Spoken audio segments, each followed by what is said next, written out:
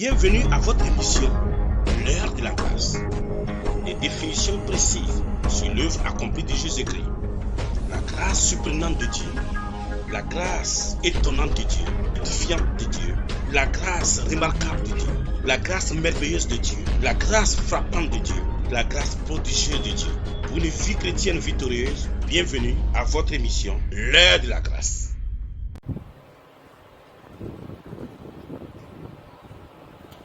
Nous bénissons le Seigneur, nous rendons grâce à Dieu et nous voulons simplement dire merci encore au Seigneur pour tout ce qu'il fait. Nous sommes à l'émission L'heure de la grâce, une émission hebdomadaire et c'est pour simplement encore aller dans la parole de Dieu, considérer la parole de Dieu. Et vraiment, je suis là avec Pasteur Daniel Barsolet. Bonjour Pasteur. Oui, bonjour. Et nous sommes ensemble pour considérer la parole de Dieu. Et en ce jour, nous voulons partager une pensée simple avec vous, et alors que nous accordons pour cela, chercher le royaume de Dieu. Chercher le royaume de Dieu. Très, très, très important. Chercher le royaume de Dieu. Alors, nous allons lire un passage, mais avant cela, nous allons prier. Nous allons prier, donc, Pasteur Daniel va prier. Oui, tendre Père, nous voulons te dire merci de tout cœur pour ta grâce manifestée envers nous, pour ta bonté, ta fidélité. Seigneur, nous sommes là pour toi et nous voulons, Seigneur, t'entendre. Nous prions pour ton serviteur alors qu'il va apporter ce message. Seigneur, daigne, oui, de façon particulière, Seigneur, mettre ton onction sur lui, une onction fraîche venant de toi. Seigneur, afin que le message qui va être communiqué puisse apporter la vie, puisse restaurer, encourager, édifier ton peuple. Merci de bénir ces instants. Dans le précieux nom de Jésus, nous avons prié. Amen. Amen. Pasteur, merci. Chercher le royaume de Dieu. Vous savez quoi? Nous sommes dans un monde un peu particulier et très bizarre. Nous sommes dans un christianisme assez particulier et la plupart du temps aussi dans une certaine mesure bizarre, et parce qu'il y a tellement de gens qui cherchent et qui poursuivent des choses qui n'ont rien à voir avec l'essentiel. Et parce qu'on pousse des choses qui n'ont rien à voir avec l'essentiel, on passe à côté de l'essentiel. Et c'est pour cela, quand on regarde, aujourd'hui il y a tellement de chrétiens qui acceptent tout et rien à la fois. Et c'est étonnant. Ils acceptent tout. Ils embrassent tout. Ils disent oui à tout. Et en même temps, à côté de ça, qui découvrent qu'il n'y a rien qui est vécu, il n'y a rien qui touche leur existence. Pourquoi? Parce que simplement, on fait des choses sans tracer des limites à nos vies. Et beaucoup de chrétiens n'ont pas tracé des limites à leur vie. On pense que devenir chrétien, vivre, c'est vivre simplement et faire tout ce qui nous passe par la tête et croyant que de toute façon, Dieu fait avec. Non. Nous avons besoin, frères et sœurs, d'arriver à ce point où nous mettons des limites à notre vie. Et c'est très important. Et on voit, quand je dis que je suis en train de chercher le royaume de Dieu, comme ce passage de Matthieu 6, verset 33 nous le dit, il dit cherchez premièrement le royaume et la justice de Dieu. Et toutes ces choses vous seront données par-dessus. Alors, cherchez premièrement le royaume et la justice de Dieu. Donc, en premier temps, auparavant, avant toute chose, cherchez le royaume et la justice de Dieu. Il dit, et toutes ces choses vous seront données par-dessus. Alors, toutes ces choses que nous désirons, toutes ces choses que nous aimerions avoir, toutes ces choses que nos cœurs désirent, premièrement, il n'y a pas de problème à cela. Mais quelles sont nos priorités? Quelles sont nos priorités? Et j'aime bien le psaume 119, le verset 57. Là où on voit, on dit, c'est clair, beaucoup de commentateurs sont d'accord que ce psaume a été écrit par le jeune Esdras. Alors, ils étaient dans la déportation, ils étaient en train dans ce parcours vers Babylone et toute la souffrance dans le chemin avec les supplices, des bourreaux, des gens qui maltraitaient son peuple, des gens sans cœur qui maltraitaient des jeunes filles, des jeunes femmes, des jeunes gens et toutes sortes de choses que les gens subissaient, des hommes subissaient avec leurs familles. Le jeune Esdras, en voyant tout ça, bien sûr qu'il peut être amené à considérer d'une autre façon certaines choses. Mais en même temps, on regarde, et le jeune Esdras dit ceci dans le verset 57, il dit, ma part, ô Éternel, je le dis, c'est de garder tes paroles. Ma part, ô Éternel, je le dis, c'est de garder tes paroles. Alors pourquoi il choisit de garder les paroles de Dieu? Vous savez quoi? C'est vraiment important. Il y avait un choix à faire. Lui aussi, il décide dans cette situation, dans ces circonstances-là, dans ces problèmes-là, dans ces difficultés-là, dans cette méchanceté, au milieu de tous ces désastres. Et Esdras décide de tracer des limites. Et ces limites ici, il dit juste la parole de Dieu. Rien d'autre. Nous pouvons, dans Ephésiens 3, le verset 18, il dit, vous puissiez comprendre avec tous les saints quelle est la largeur, la longueur, la profondeur, la hauteur. Et dans Psaume 119, 96, Psaume 119, verset 96, il dit quoi? Je vois des bornes à tout ce qui est parfait. Il dit, tes commandements n'ont point de limite. Je vois des bornes à tout ce qui est parfait. Mes amis, nous avons besoin dans notre marche, dans notre vie chrétienne, nous avons besoin de décider clairement, de tracer des limites. Parce que ma vie chrétienne, elle est révélée aux autres par les limites que je trace. Sinon, si je m'adonne à tout, j'amène tout le monde dans la confusion. Parce qu'il y a des choses auxquelles je ne peux pas m'adonner. Il y a des choses auxquelles je ne peux pas participer. Il y a des choses dans lesquelles je ne peux pas me mettre. Et c'est clair. Et c'est net. Et beaucoup de chrétiens ont besoin de tracer des limites. Dans Matthieu 6, le verset 33 qu'on a lu, la clé c'est ça. Chercher premièrement le royaume et la justice de Dieu, c'est se tracer des limites. Dans l'original grec, le mot chercher, c'est le mot zétéo. C'est en vouloir, c'est désirer, c'est remplacer. Et c'est très intéressant de voir que c'est chercher dans le but de trouver. Et nous savons que parfois, nous envoyons nos jeunes enfants nous chercher un objet qu'on veut, et papa ne sait pas où trouver sa chose, il dit, mais va chercher ça pour moi, ou bien il dit, bon, j'ai place à un certain endroit, il va voir ça, il prend ça pour moi, et le petit s'en va, et ça fait maintenant, 15 minutes, il ne trouve pas la chose, et il revient, et après le papa se rend compte qu'il n'a même pas cherché, dans le but de trouver. Ici, le mot parle de, non seulement on cherche, mais c'est toujours dans le but de trouver. Et ça, c'est important. Et moi, j'ai besoin de comprendre que lorsque je cherche dans le but de trouver, du coup, je trace des limites. Je trace des limites. Et je ne peux pas être dans tout en ce moment. Il y a des choses dans lesquelles je ne peux pas me mettre. Et c'est merveilleux et c'est glorieux. C'est chercher à résoudre. Donc, tu cherches à résoudre les problèmes, à résoudre les situations, à résoudre un différend. Ça change tout. Vous savez quoi? Chercher à résoudre, c'est devenir une solution. Il y a des problèmes, il y a des situations difficiles, mais j'ai besoin de faire attention que même si j'ai des problèmes, que je ne devienne pas moi-même un problème. Ce qui arrive parfois, c'est que j'ai un problème et avant qu'on se rende compte, je deviens le problème en soi. Et là, c'est mauvais. La chose, mes amis, j'ai un problème, mais je suis la solution. La solution parce que j'ai Dieu. La solution parce que Christ vit en moi. Je ne suis pas, mais je ne deviens pas un problème. Parce que j'ai Christ. Et j'ai la solution. Et je suis la solution. Par ma pensée, par la méditation, par le raisonnement. Et en s'interrogeant, je m'interroge.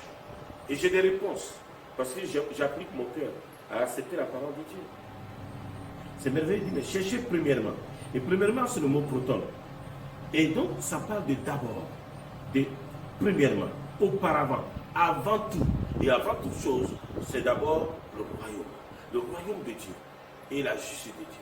C'est merveilleux. Le royaume et la justice de Dieu. D'abord, en tout premier lieu. Et ici, lorsqu'il dit premièrement, ça parle de premier en temps ou en lieu. C'est dans tout, on va dire dans toute succession de choses ou de personnes. premier dans le rang. C'est ça. Ça parle d'influence, ça parle aussi d'honneur. Mes amis, la parole de Dieu est claire. La parole de Dieu est précise. Et nous avons besoin de comprendre ce que Dieu dit. Dans Philippiens 4, verset 8, il dit, au reste, frère, que tout ce qui est vrai, tout ce qui est honorable, tout ce qui est juste, tout ce qui est pur, tout ce qui est aimable, tout ce qui mérite l'approbation, ce qui est vertueux, digne de louange, soit l'objet de vos pensées. Vous voyez? Donc il y a des limites. Je ne peux pas me permettre de mettre n'importe quoi dans ma pensée, parce qu'il y a très bien, des choses sont fixées, des choses sont claires. Tracer des limites est très important. Dans l'Église, tracer des limites. Il y a des choses qui sont claires. Nous sommes des enfants de Dieu. Nous ne participons pas à l'occultisme. Bien sûr, je suis en Afrique. Bien sûr, j'ai ma famille. Bien sûr, j'ai des parents. Mais je ne participe pas à l'occultisme. Ça, c'est net et clair. C'est sans détour. Ce n'est pas à discuter. Parce que moi, je suis un enfant de Dieu. Et je ne suis pas dans tout ce qui est aspect cultuel, qui n'a rien à voir avec le culte de Dieu. Je ne suis pas là-dedans. Et ça, c'est net et clair. Et je donne ma position clairement dans la famille. Et on doit savoir ce que je pense. Et ce n'est pas à discuter. Même il n'y a pas à négocier. Et ça doit être clair pour tout le monde. Et beaucoup de chrétiens sont mélangés. Ah oui, on doit faire telle chose. Si je ne parle pas d'un enterrement. Un parent qui meurt, l'enterrement, nous sommes là. Il n'y a pas de problème. Nous honorons la mémoire de cette personne et puis on fait ce qu'on peut pour que tous ceux qui viennent pour l'enterrement puissent manger et être là. Il n'y a pas de problème. Ceux qui vont faire la tombe, on s'occupe d'eux pour que tout soit bien fait. Et vraiment, on fait attention à tout ça. Mais lorsqu'un jour on vient dire, nous avons maintenant les funérailles qui sont des rituels. Parce qu'on pense, ce n'est pas partout, je ne veux pas savoir, je ne vais pas dire ce qui se passe chez les Samo, ce qui se passe chez les Mossi, ce qui se passe chez les Bissa. C'est même pour les Bissa, mais je ne veux pas savoir.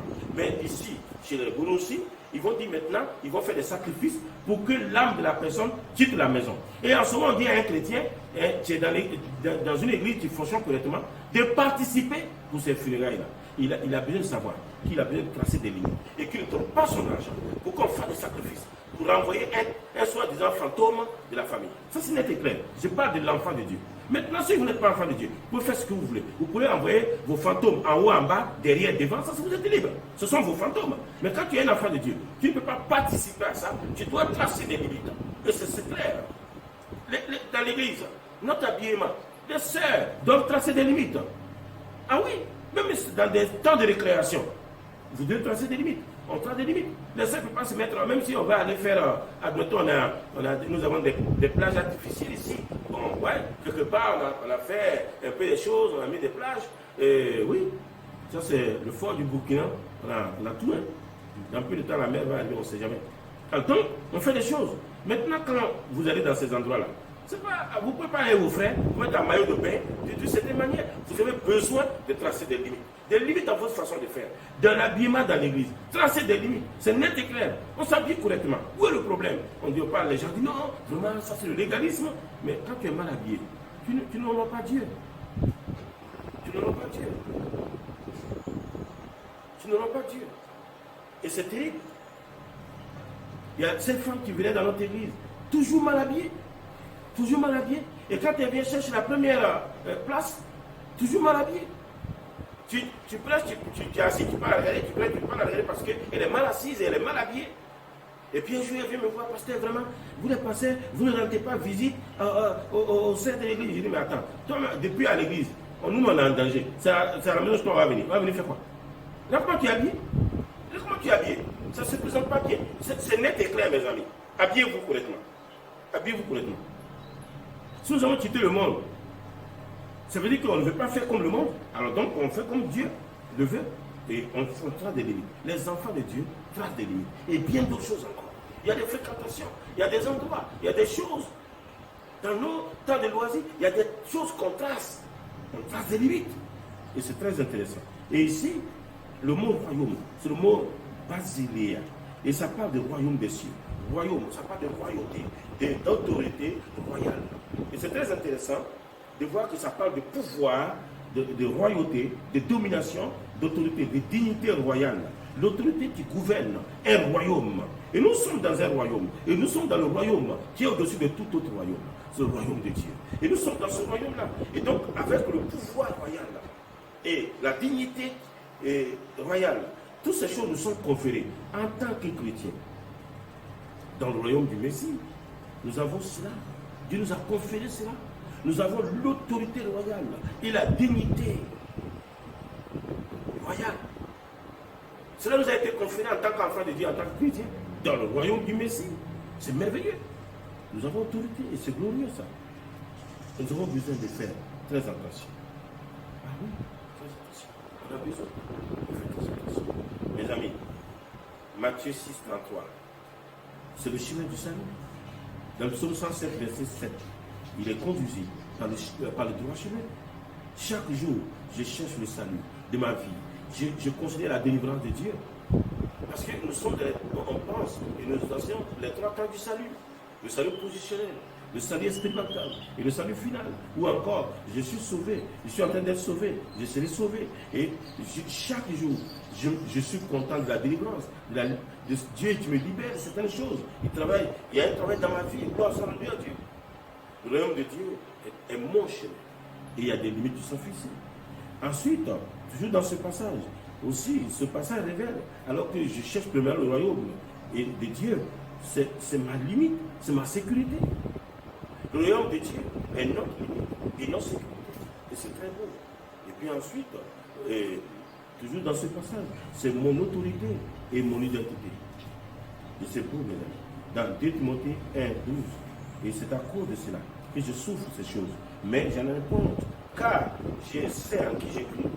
Et je suis persuadé qu'il a la puissance de garder mon dépôt jusqu'à ce jour-là. C'est glorieux, mes amis. C'est glorieux. C'est glorieux. Quand nous vivons dans les limites et sous l'autorité du royaume de Dieu, nous recevons une autorité déléguée qui dépasse toute forme d'autorité personnelle.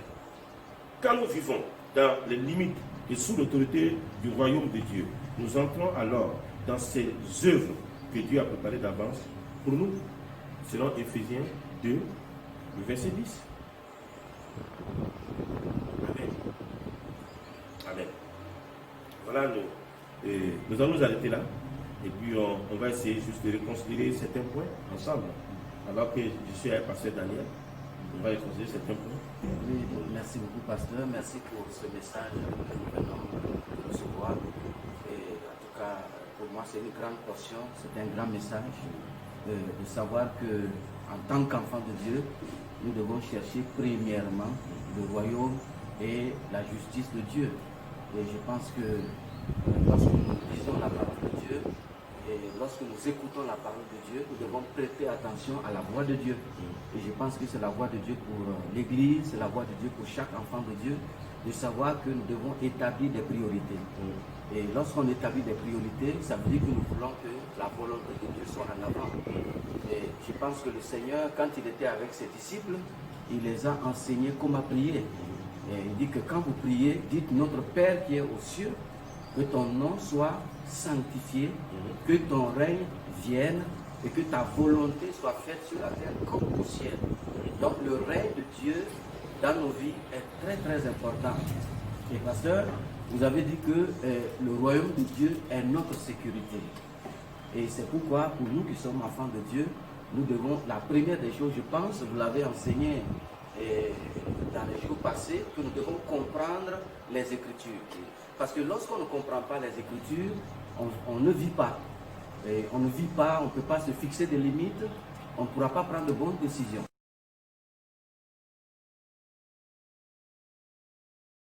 Oui, en tout cas, je bénis Dieu pour tout ce que nous avons entendu. Et donc, pasteur, je crois que ce message est venu au bon moment. Et en parlant donc du fait de chercher premièrement le royaume et la justice de Dieu, cela doit être notre priorité, la priorité de chaque enfant de Dieu. Et ça, c'est au quotidien. Et je crois que dans le message, vous avez parlé de méditation, voilà, le fait de penser avec Dieu. Et ce sont des choses que nous devons vraiment considérer, notre vie chrétienne. Et vous avez mentionné aussi Esdras, qui a dit « Ma part, ô Éternel, c'est de garder ta parole ». Alors, donc, en parlant du royaume de Dieu, vous avez aussi dit que le royaume de Dieu est notre chemin. Le royaume de Dieu est notre identité, c'est notre sécurité. J'aimerais vraiment que vous reveniez sur ces éléments, parce que quand on parle du royaume de Dieu qui est notre sécurité, est-ce que vous pouvez encore revenir là-dessus en parlant de sécurité, donner encore plus de définition à ce niveau? D'accord. Voilà, ce qu'on dit, chercher le royaume de Dieu, chercher le royaume de Dieu et sa justice, c'est ma limite. Parce que du fait que je fais de cela un but. Et je considère en même temps le but éternel de Dieu pour ma vie. Et donc, en allant au but de Dieu, en considérant la parole de Dieu, la volonté de Dieu, du coup, je trace dans ma vie des limites.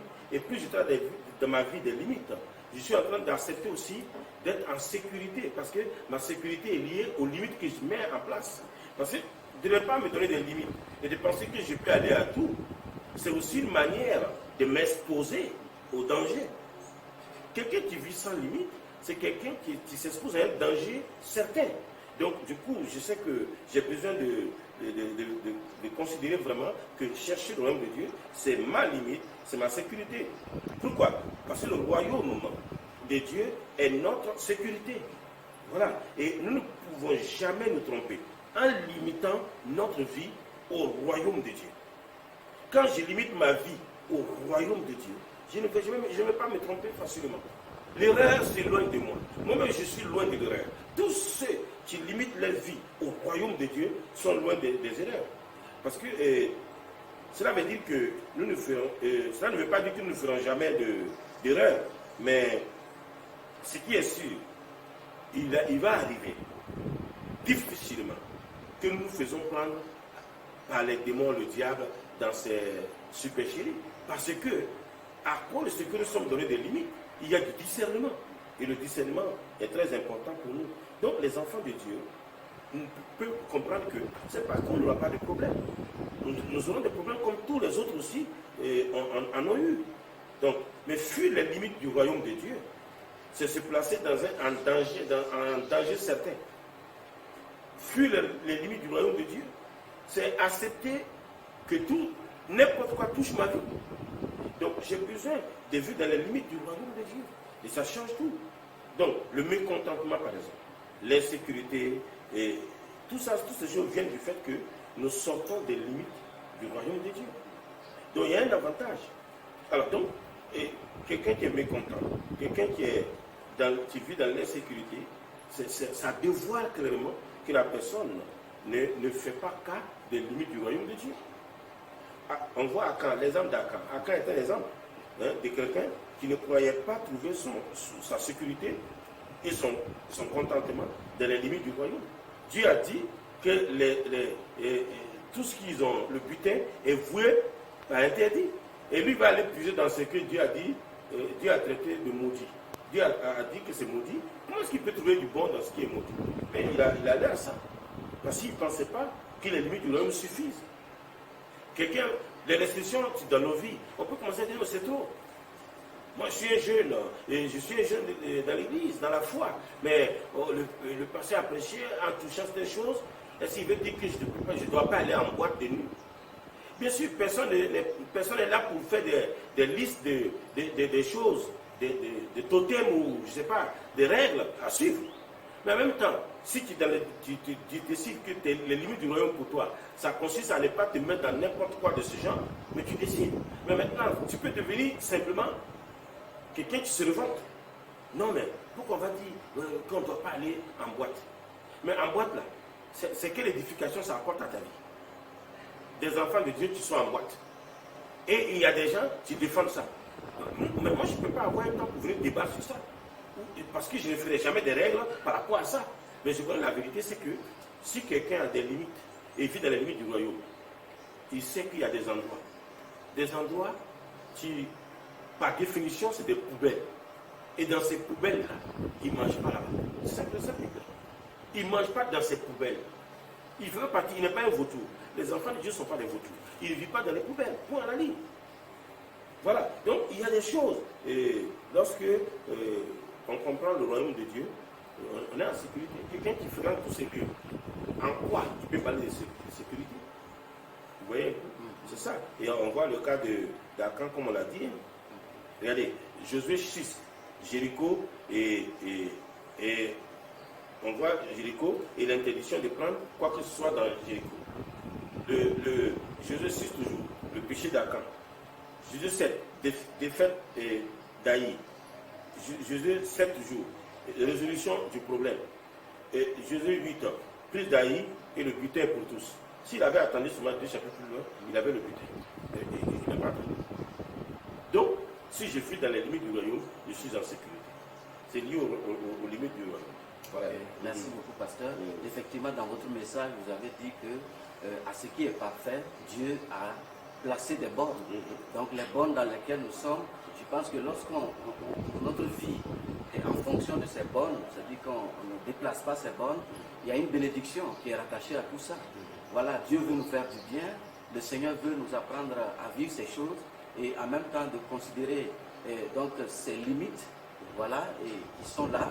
Alors nous allons pouvoir vivre une certaine dimension de notre vie chrétienne avec Dieu. Moi, j'ai tellement aimé cette partie. Et aussi, vous avez parlé d'autorité déléguée. L'autorité déléguée dans le royaume, parce qu'aujourd'hui, c'est aussi des définitions qu'on a besoin. Parce que lorsqu'on parle d'autorité déléguée, il y a des choses vraiment à saisir pour vivre en tout cas dans le couloir de la vérité. Parce que la Bible dit que tout est permis, mais tout n'est pas utile. Donc on peut être avec un responsable et on peut se permettre de faire tout ce qu'on veut. Et on oublie qu'il y a des limites. J'aimerais aussi que vous parliez un peu de ça. Lorsqu'on parle de l'autorité déléguée, pasteur, qu'est-ce que c'est? Voilà. Parce que la chose c'est quoi? Même quand on regarde par rapport à notre Seigneur Jésus-Christ, il avait l'autorité déléguée de son Père aussi pour faire les choses. Il agit en lieu et place. Mais la chose qui est très intéressante, c'est lorsque nous parlons des limites. Lorsque nous avons une autorité déléguée de la part d'un responsable, d'un leader pour agir dans certaines choses, et la chose qui est simple pour qu'on ne puisse pas se tromper, c'est de continuer de se référer à, de continuer de consulter, de consulter le pasteur, le leader, donc le pasteur enseignant. C'est aussi de comprendre et de vivre dans cette réalité de la redevabilité. Parce que si on ne sait pas dans cette dimension de la redevabilité, qui consiste à vivre dans des limites, on peut faire des choses et dire que c'est bon, et puis on continue sans poser des questions, on fait tout ce qu'on pense, mais à la fin, ça ne correspond même pas à la vision d'ensemble. Donc pour que ça corresponde à la vision d'ensemble, on a besoin de considérer aussi le fait de ce côté redevabilité, et puis aussi les limites. Chaque chose qu'on fait, il a dit quoi? Et ce passage est très intéressant, et on l'a lu ensemble. Et voilà, comment on appelle? Le psaume 119, le verset 96, il dit: je vois des bornes à tout ce qui est parfait. Donc, si c'est parfait, si c'est de Dieu, il y a des bornes. Et ce n'est pas pour faire le mal, pour nous faire mal. C'est plutôt pour qu'on puisse être édifié, construit, encouragé et être béni. Effectivement, en lisant la parole de Dieu, pasteur, on voit qu'il y a beaucoup donc de limites. Voilà que Dieu donc a fixé. Quand on regarde par exemple dans Ephésiens 5, verset 8, la Bible dit: autrefois vous étiez ténèbres et maintenant vous êtes lumière dans le Seigneur. Marchez comme des enfants de lumière, car le fruit de la lumière consiste en toutes sortes de bonté, de justice, de vérité. Examinez ce qui est agréable au Seigneur.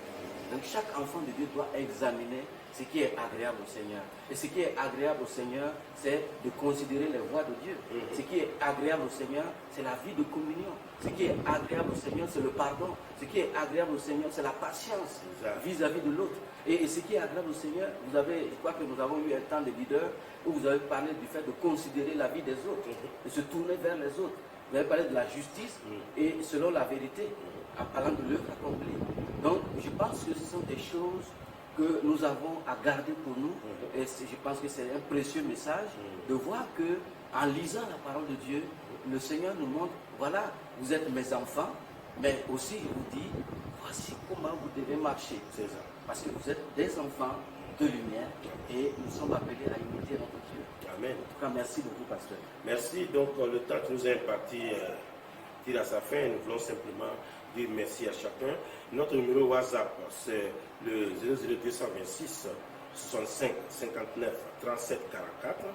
Je répète, 00226 65 59 37 44. Que Dieu vous bénisse et à la prochaine.